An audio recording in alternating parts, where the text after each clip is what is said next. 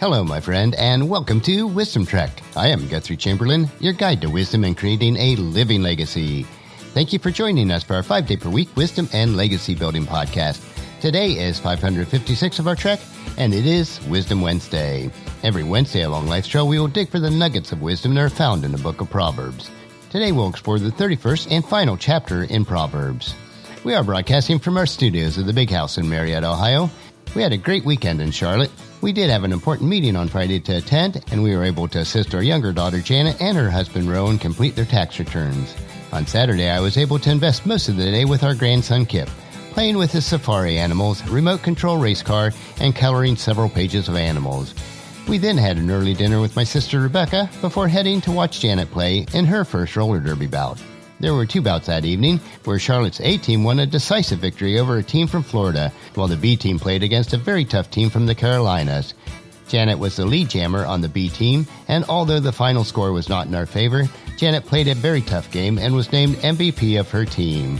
It was great to be there to cheer her on. As with all of our children and their spouses, we are very proud of her. We are blessed to have a very close relationship with all of our children.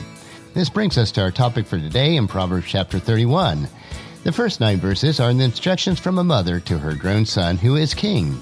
And verses 10 through 31 describes the attributes of a wise, virtuous, and capable woman who is more precious than rubies. So let's explore the nuggets of wisdom from a mother's faithful instruction. First, let's dig into the advice that King Lemuel's mother shared with him in verses 1 through 9. The sayings of King Lemuel contain this message, which his mother taught him. O my son, O son of my womb, O son of my vows, do not waste your strength on women, on those who ruin king. It is not for kings, O Lemuel, to guzzle wine. Rulers should not crave alcohol. For if they drink, they may forget the law, and not give justice to the oppressed. Alcohol is for the dying, and wine for those in bitter distress. Let them drink to forget their poverty, and remember their troubles no more. Speak up for those who cannot speak for themselves. Ensure justice for those being crushed. Yes, speak up for the poor and helpless, and see that they get justice. Anytime we allow a person or substance to take control of our rational or emotional mind, it leaves us open to making unwise decisions. This is especially true for a person who is in a position of authority. King Lemuel's mother warned him of the dangers of women and wine. In different ways, both have brought down many great leaders. Both of these are certainly distractions for the king's true work, which is defending the poor. Rulers need to have a clear mind and heart so that they can administer justice fairly. The only appropriate reason to allow our minds to be dulled is when we are suffering some great emotional or physical pain. With today's advanced medicines, we do have choices other than alcohol to lessen the pain. The next section, verses 10 through 31, is titled, A Wife of Noble Character. An interesting note as we read through verses 10 through 31 now, that in the original Hebrew language, this section was a poem. The subject of this 22-line poem is found in the last chapter of the book of Proverbs and is titled The Wife or a Woman of Noble Character. And this section is meant to be a tangible expression of the book's celebrated virtue of wisdom.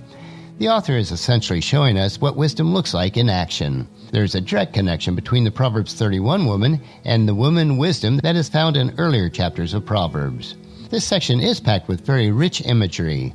The poem is also an acrostic, so that the first word of each verse in the original Hebrew begins with the letter of the Hebrew alphabet in order. This communicates a sense of totality as the poet praises the everyday achievement of an upper-class Jewish wife, a woman who keeps her household functioning day and night by buying, trading, investing, planting, sewing, spindling, managing servants, extending charity, providing food for her family, and preparing for each season. Like any good poem, the purpose of this one is to draw attention to the often overlooked glory of the mundane, everyday task. As a poem, Proverbs 31 should not be interpreted prescriptively as a job description for all women. Its purpose is to celebrate wisdom in action, not to instruct women everywhere to get married, to have children, or to take up the loom. So let's start in with verse 10. Who can find a virtuous and capable wife? She is more precious than rubies. Her husband can trust her, and she greatly enriches his life. She brings him good, not harm, all the days of her life. She finds wool and flax and busily spins it. She is like a merchant ship bringing her food from afar. She gets up before dawn and prepares breakfast for her household and plans the day's work for her servant girls. She goes to inspect a field and buys it. With her earnings, she plants a vineyard. She is energetic and strong, a hard worker. She makes sure her dealings are profitable. Her lamp burns late into the night. Her hands are busy spinning thread, her fingers twisting fiber. She extends a helping hand to the poor and opens her arms to the needy. She has no fear of winter for her household, for everyone has warm clothes. She makes her own bedspreads. She dresses in fine linen and purple gowns. Her husband is well known in the city gates, where he sits with the other civic leaders. She makes belted linen garments and sashes to sell to the merchants. She is clothed with strength and dignity, and she laughs without fear of the future. When she speaks, her words are wise, and she gives instruction with kindness. She carefully watches everything in her household and suffers nothing from laziness. Her children stand and bless her. Her husband praises her. There are many virtuous and capable women in the world, but you surpass them all. Charm is deceptive, and beauty does not last. But a woman who fears the Lord will be greatly praised. Reward her for what she has done. Let her deeds publicly declare her praise. Well, that's the end of the reading for Proverbs. It would do us all well to look throughout the Bible for examples of strong and capable women. As we study the Scriptures, we need to be careful of focusing only on marriage, motherhood, and domestic duties, which are all admirable, but they don't necessarily define a godly woman. Instead, it is holiness with integrity and bravery, which we all should seek regardless of our gender. Proverbs 31 is not the only place we'll find women of valor in the Bible.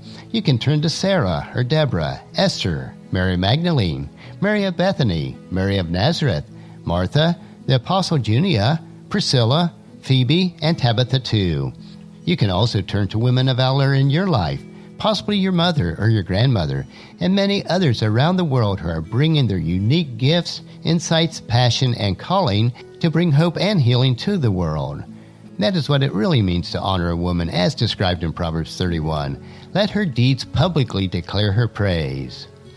Today on our Wisdom Trail, we will receive some sound motherly advice and also an example of some of the attributes that a woman who is wise will possess. All of these proverbs have provided us with rich wisdom, insight, and understanding on a myriad of life issues. And regardless of where you are on your faith walk, if the precepts of Proverbs are followed, your life will be rich and satisfying. I encourage you to take them and plant them in your heart so that you'll reap a harvest of wisdom. And I would challenge you to take just one of the precepts that we learned today in Proverbs and commit to applying it to your life this week. Tomorrow, our hike will be a short trail on our Wisdom Unplugged series where we will discover an inspirational wisdom quote. So encourage your friends and family to join us and then come along with us tomorrow for another day of Wisdom Trek, creating a legacy. That will finish our trek for today. If you'd like to listen to any of the past daily treks or read the Wisdom Journal, they are available at wisdom-trek.com. And thank you so much for allowing me to be your guide, your mentor, but most importantly, I am your friend as I serve you through the Wisdom Trek podcast and journal. And as we take this trek of life together, let us always live abundantly, love unconditionally, listen intentionally, learn continuously, lend to others generously, lead with integrity, and then leave a living legacy each day. I am Guthrie Chamberlain, reminding you to keep moving forward, enjoy your journey, and then create a great day every day. See you tomorrow.